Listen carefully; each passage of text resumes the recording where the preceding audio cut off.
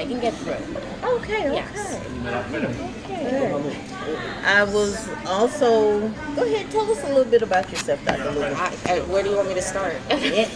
When you first How did you make graduated it? from high school. Okay, so I did have my high school half in New York and half in California. What so, part? You're from New York. Well, it was from upstate New York, a little town called Goshen, New York. Did high school for most of my high school there, and then our family moved to California. I finished high school in California, but because I only did like about 6 months or so, they still have a degree from New York. It's odd. They require that you be there for more than a year in order for you to. So I then went to school out in university, Youngstown State University out in Ohio, and finished with my bachelor's of science. I was a chem major. And then went to Northeastern Ohio College of Medicine. I talk really fast. I apologize. In 2002, and I started. Wow. I started medical school out there, stayed there for 4 years, and then came here for residency, which I'm finishing up now. Surgery residency is 5 years, so I'm in my 5th year. And then I'm going to do a fellowship in trauma surgical critical care at University of Arizona. And after that, I'm a West Coast girl now, so I have to stay out west. I'm going to probably either move to California, where my parents live, or stay in Arizona. We'll see. With the electronic record, according to the U.S. Department of Health and Human Services, with the electronic health record that Dr. Lubin has had the privilege of working under since January 22nd, 07, we're able to provide a higher quality of care. We also reduce medical errors. Would you agree to that, Dr. I would agree Lubin? to that, definitely. Definitely. Because a lot of times the handwriting in the chart is not legible. Even with us scanning it, it still has not come up to a degree that it should be. Okay. You have fewer duplicate treatment and tests that are done. It decreases paperwork for the physicians because they can complete everything online, and we never see them now in HIM. We could do it from home too. I can do my records at home as well, which is good. She has what they call remote access. So you can do they can complete their records in their office. We had a physician who was on temporary assignment. He's in the military, and he completed his records in Iraq. Okay, so remote access and having everything online has many, many advantages. Because with the paper chart, only one person can handle the chart at a time. Okay, so class, do y'all have any questions? Okay, go ahead. Let's stop with y'all questions. But she has to go to surgery, so. Okay, so basically it says here that we'd like to know what specialty you would be specializing in. It's surgical. Well, right now it's general surgery, but in Arizona it'll be trauma and surgical critical care.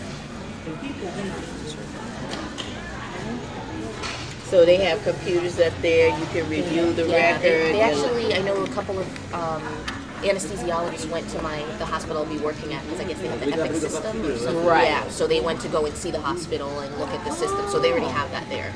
Okay. Okay, so we know the office will be in Arizona, Yeah. right? Do you know how many physicians will be in the practice? There's 7 physicians right now, and then me and one other person will be the 8th as who are attending. So 8th and 9th. So it'll be 9 when I get there. I know that your specialty is surgery, but what area of surgery will you be focusing on? It'll be critical care medicine Critical and care. trauma. Oh, Right now, you consider what a general Right now I'm surgeon. doing general surgery and surgical oncology. That's the service I'm on right now. what is the most gruesome thing that you've seen that kind of have you step back a little bit and then allow you to compose yourself and say, I can't get personal on this, I'm here to save a life? Actually, it's funny because I've been through 5 years in residency, you kind of get disconnected. And the first time in probably years that I actually felt connected was on Tuesday, the 2nd of March. This patient was doing well post-operatively, and the wife was there, very nice family. They were visiting, and he ended up dying from basically a bug that just ate away all of his tissues. We didn't even know what was. I could not figure out what was going on. We took him to the operating room, and it's funny because like that room in the ICU, the nurses are afraid of, and I had to like just basically burn all of his clothes. But we don't know what that bug was. But we felt bad because we did everything in our power to save that patient, and the wife and the son were so nice. Felt so bad for them, and it was just, it's difficult because you try your best to save a life and then you don't know what's going on. You find out you couldn't have never saved them, and you have to go back and tell them. But it's still, this week was probably one of the worst weeks ever for our surgical service because I mean, they were a very nice family, and their husband and father died, and we didn't know why. So, And in a case like that, of course, tissues will go to pathology. Will you follow up on that? Well, yeah, we sent everything out, and they grew these like weird bugs that you see, but you don't see often, and they were everywhere. They were in his blood, they were in his belly, they were everywhere. So we don't know how he got it, but he ended up dying with it. International patient. He's from England. His wife is South African, and he's from England, and they were visiting on vacation, and he actually had surgery in our hospital the week before and was actually ready to be transferred out of the ICU, doing great, and then just crashed, like in a matter of, I saw him at 5:30 in the morning when he first crashed, and he died at 2 p.m. that day. So, Wow. You hear these stories and yeah. So are you really excited that you're coming to a closing where, of course, obviously you made a family while you were here? Well, it was tough being the only female. So it was very, because the thing is, the expectation is that women can't handle surgery. And what's funny is that in the 5 years I've come here, it seems like, and excuse my language, I have the biggest testicles in the group. So it's like, it came out well. It came out full circle. I felt like I always had to prove myself. And now, coming out of this, I don't feel like I have to prove myself. I've earned my respect. And people treat me as competent and capable. And, I feel good knowing that if there's, a list of me in my residence, some of the attendings prefer to have me come in and take care of something as opposed to other residents or my male counterparts. So I feel a lot better. But the first couple of years it was constantly trying to prove myself, and yes, I can handle it, yes, I can do it, and I'm just as good as everybody else, give me a shot. So it's I think it'll have to continue. I'll continue having to prove myself because I'm going to different places, and the expectation still is that women can't handle this field. But, I can handle my own, so I'm happy about that. And where do you see yourself down the future as a surgeon? I don't know yet. It's tough. Yeah, I don't know. I wasn't expecting to be in Arizona. I did not know that. In fact, I didn't even think I was going to be a trauma surgeon. I hated it when I first started. I absolutely hated it. I didn't think I wanted to do it. And then look at me, I'm doing trauma. I can't believe it.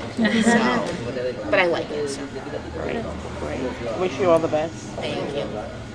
Okay, so in Arizona, obviously in the trauma and surgical, you're going to be working in the hospital. Yes. Okay, so one of our questions is, what percentage of the practice is inpatient, acute care, long acute? Most of the patients are acute care. They're coming out from outside. Car accidents, bicycle accidents.